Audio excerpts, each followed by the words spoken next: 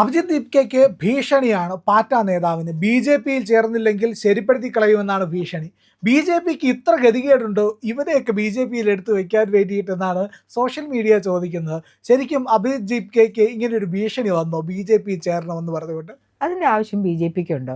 ലോകത്തിലെ തന്നെ ഏറ്റവും അധികം മെമ്പർഷിപ്പ് ഉള്ള ഒരു സംഘടനയാണ് ബി ജെ പി എന്ന് പറഞ്ഞ് ആരെയും ഭീഷണിപ്പെടുത്തി ചേർക്കേണ്ട ആവശ്യമില്ല. ഞങ്ങൾ പറയുന്ന ഒരു കാര്യമുള്ളത്, രണ്ട് തരം ആൾക്കാരെ ഞങ്ങളെ സംബന്ധിച്ചിടത്തോളം ഭാരതത്തിലുള്ളൂ. ഒന്ന് ബി ജെ പിയിൽ അംഗങ്ങളായ ഞങ്ങളെപ്പോലുള്ളവർ, അല്ലെങ്കിൽ ബി ജെ പിയിലേക്ക് വരുവാൻ വേണ്ടി ഞങ്ങളുടെ സ്നേഹപൂർവ്വമായ ഒരു ക്ഷണത്തിന് വേണ്ടി കാത്തിരിക്കുന്നവർ. ആ രണ്ട് ആൾക്കാരുള്ളൂ. ഭീഷണിപ്പെടുത്തി കൊണ്ടുവരേണ്ട ഒരാവശ്യവും ബി ജെ പിയെ സംബന്ധിച്ചിടത്തോളം ഇല്ല. ഇത് അഭിജിത്തിൻ്റെ ഒരു ടെൻഷൻ കാണിക്കാന്ന് പറയും. കാരണം അദ്ദേഹം വന്നു, ആ കാര്യം അദ്ദേഹത്തിൻ്റെ അവതാരോദ്ദേശം കഴിഞ്ഞു. ഇനിയിപ്പോൾ ലൈം ലൈറ്റ് നിൽക്കണമെങ്കിൽ എന്ത് ചെയ്യും പ്രിയ? ഓരോരോ കഥകൾ വേണം. എന്തൊക്കെ തരത്തിലെ വീഡിയോസാണ് അഭിജിത്തിൻ്റെ വന്നുകൊണ്ടിരുന്നത്. അദ്ദേഹം മുട്ടുകാലിൽ ഇങ്ങനെ നടക്കുന്നു. അത് ശരിക്കും പറയുകയാണെങ്കിൽ ടാർപോളിനിട്ട് ഷാമ്യാനിട്ട് മറച്ച ആൾക്കാർക്ക് വെയിലും മഴയും കൊള്ളാണ്ട് നിൽക്കാൻ വേണ്ടി സൗകര്യത്തിന് വേണ്ടി പോലീസുകാരുടെ മുമ്പിൽ അനുവാദം ചോദിക്കുന്നതായിരുന്നു ശരിക്കുള്ള ഒറിജിനൽ ഇൻസിഡൻറ്റ്. പിന്നെ വരുന്ന വീഡിയോയിൽ കാണുന്ന എന്താ, പാസ്പോർട്ട് കണ്ടുകെട്ടും ഇതിൽ പങ്കെടുക്കുന്നവരുടെ. അത് കണ്ടുകെട്ടാതിരിക്കാൻ വേണ്ടി അഭിജിത്ത് മുട്ടിലഴിഞ്ഞ് ഉദ്യോഗസ്ഥരെടുത്ത് ദയയ്ക്ക് വേണ്ടി യാചിക്കുന്നു. അപ്പം ഞാനിങ്ങനെ കാണുന്നുണ്ട്, ഒരു ഉദ്യോഗസ്ഥൻ്റെ കയ്യിൽ കറുത്ത നിറത്തിലെ ഒരു ഇതുണ്ട്. ഇപ്പം ഇത് പാസ്പോർട്ടാണോ? പിന്നെ ഇങ്ങനെ സൂം ചെയ്ത് നോക്കുമ്പോൾ അദ്ദേഹത്തിൻ്റെ തന്നെ മൊബൈലാണ്, ആ ഉദ്യോഗസ്ഥൻ്റെ തന്നെ. അപ്പോൾ ഓരോരുത്തരും അവരുടെ സന്ദർഭം അനുസരിച്ച് ഏതാണ് സെല്ല് ചെയ്ത് പോവുക എന്നനുസരിച്ച് സ്റ്റോറികൾ ഉണ്ടാക്കി കൊണ്ടുവരികയാണ്. ഇപ്പം നമുക്ക് വന്ന് പ്രിയം പറഞ്ഞ കാര്യം കേട്ടിട്ട് സത്യം പറഞ്ഞ് എനിക്കും ചിരിയാണ് വരുന്നത് കേട്ടോ. അദ്ദേഹത്തിന് തിരിച്ച് അങ്ങോട്ട് പോയാലും ടെൻഷൻ ഉണ്ടാവും, തിരിച്ച് വന്ന സ്ഥലത്തേക്ക് തിരിച്ചു പോയാലും ഇവിടെ കിട്ടുന്നൊരു സ്വീകരണം തന്നെ അവിടെ കിട്ടണമെന്നില്ല. ഇനിയിപ്പോൾ പലരും പറയുന്നുണ്ട് അത് ചെയ്യൂ ഇത് ചെയ്യൂ എന്നൊക്കെ പറയുന്നുണ്ട്. അദ്ദേഹത്തിൻ്റെ അവതാരോദ്ദേശം കുട്ടികളെ ഒന്ന് സംഘടിതരാക്കുക, എത്ര പേരുണ്ടെന്നൊക്കെ അറിയാൻ വേണ്ടിയിട്ടായിരിക്കും. അതിനുവേണ്ടി നീറ്റ് എന്ന് പറഞ്ഞ ഒരു ഇത് കൊണ്ടുവന്നു. ആകെ 1,58,000 സീറ്റാണ് ഉള്ളത് MBBS ഒരു വർഷത്തിലുള്ളത്.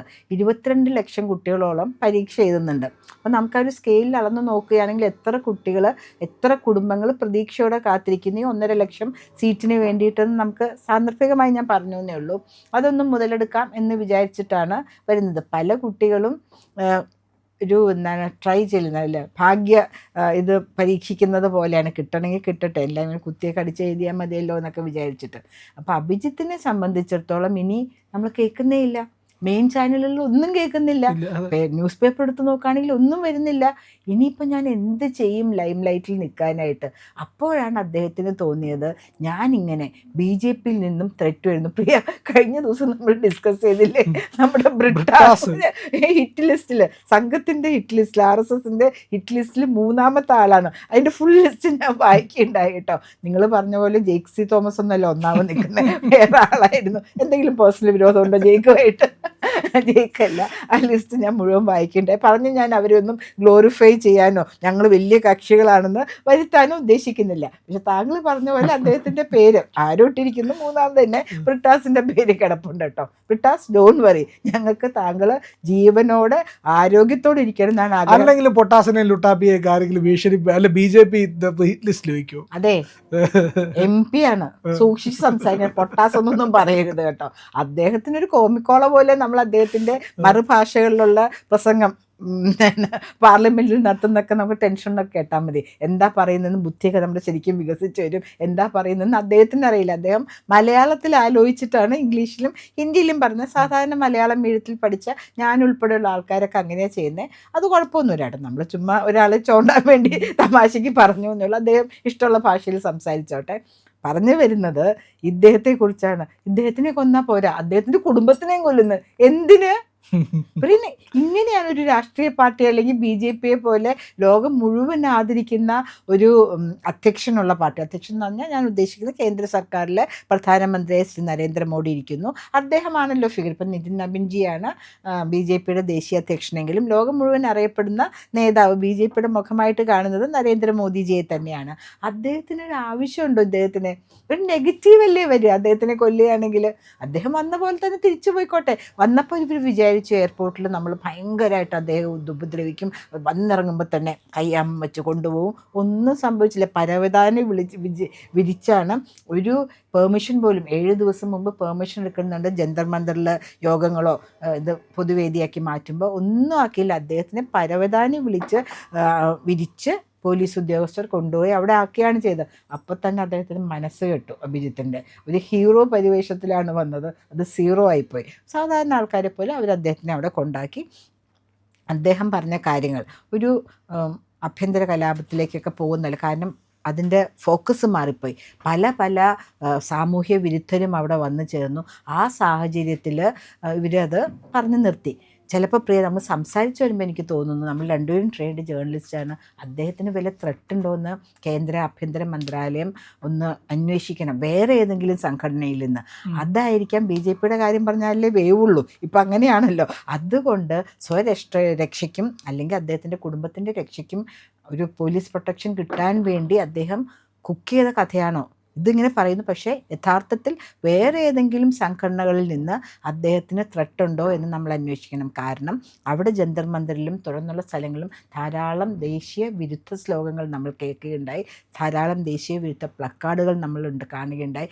എന്തിന് മെഡിസിനായിട്ട് യാതൊരു ബന്ധവുമില്ലാത്ത 23 മലയാളികളെ പ്ലെയിനിൽ കയറ്റി അയച്ച് ഈ സമരം കഴിഞ്ഞിട്ട് തിരിച്ചു ചെന്നാൽ മതിയെന്നും പറഞ്ഞ് ഒരു മലയാളി അയച്ച കാര്യവും നമ്മൾ കണ്ടില്ലേ. അപ്പോൾ പലതരത്തിലുള്ള സംഘടനകൾ അതിൽ ഇൻവോൾവ് ആയിരുന്നു. അവർക്കൊക്കെ ഓരോ രാഷ്ട്രീയ ലക്ഷ്യമുണ്ടായിട്ടുണ്ടായിരുന്നു. അതൊന്നും നടന്നില്ല. കാരണം അഭിജിത്ത് DK വന്നത് നീറ്റ് പരീക്ഷാ ക്രമക്കേടിൻ്റെ കാര്യം പറയാനാണ്. അതിനൊരു തീരുമാനം കേന്ദ്ര സർക്കാർ കൊടുത്തു. അവർ പറഞ്ഞ 3 ആവശ്യങ്ങളും അംഗീകരിച്ചു.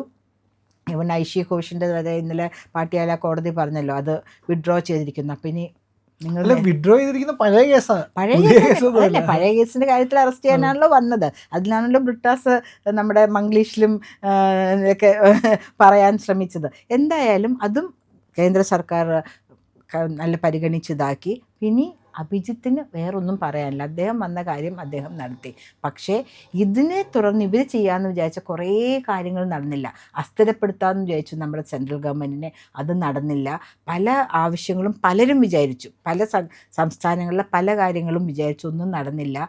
അപ്പോൾ ഇനി ഇങ്ങനൊരു ഭീഷണി ഇപ്പം കൊടുത്താൽ അഭിജിത്ത് സ്റ്റേ ബാക്ക് ചെയ്യുമോ, അദ്ദേഹം വേറെ ഏതെങ്കിലും സമരമുഖങ്ങളിലേക്ക് വരാനായിട്ട് ശ്രമിക്കുമോ? ഇപ്പോൾ തന്നെ ഈ പറഞ്ഞ വീഡിയോൻ്റെ കാര്യം പറഞ്ഞു, അഭിജിത്ത് തന്നെയാണ് പറയുന്നത് അദ്ദേഹത്തിനും കുടുംബാംഗങ്ങൾക്കും BJPയിൽ നിന്നും ത്രെറ്റ് വന്നിരിക്കുന്നത്. ഭാഗ്യം കേട്ടോ, RSSൽ നിന്നല്ല.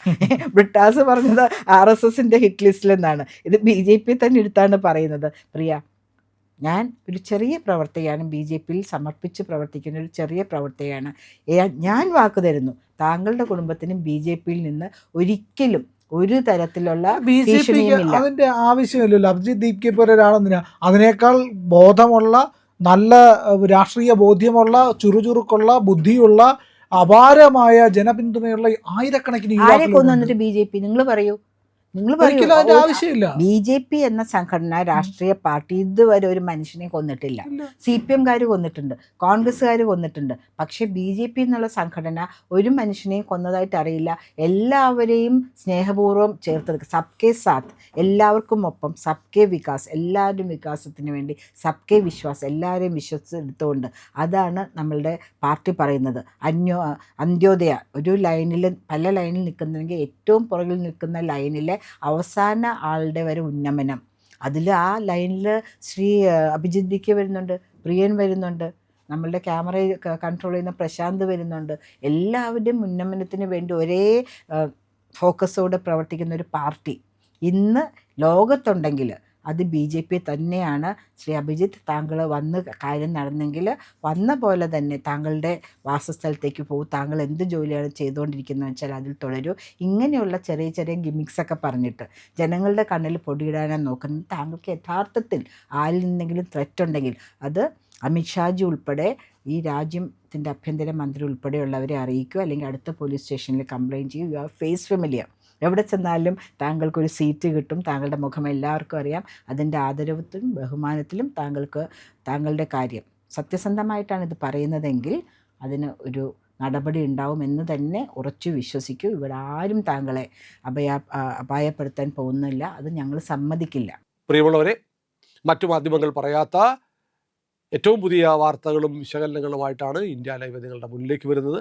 നമ്മുടെ ചാനൽ കാണണം, ഒരുപാട് പേരെ കാണിക്കണം, അവരോടൊക്കെ ചാനലിൻ്റെ വരിക്കാരാവാൻ പറയണം, സബ്സ്ക്രൈബ് ചെയ്യണം. ചെയ്യാത്ത ആളുകൾ ഉറപ്പായിട്ടും ചെയ്യണേ.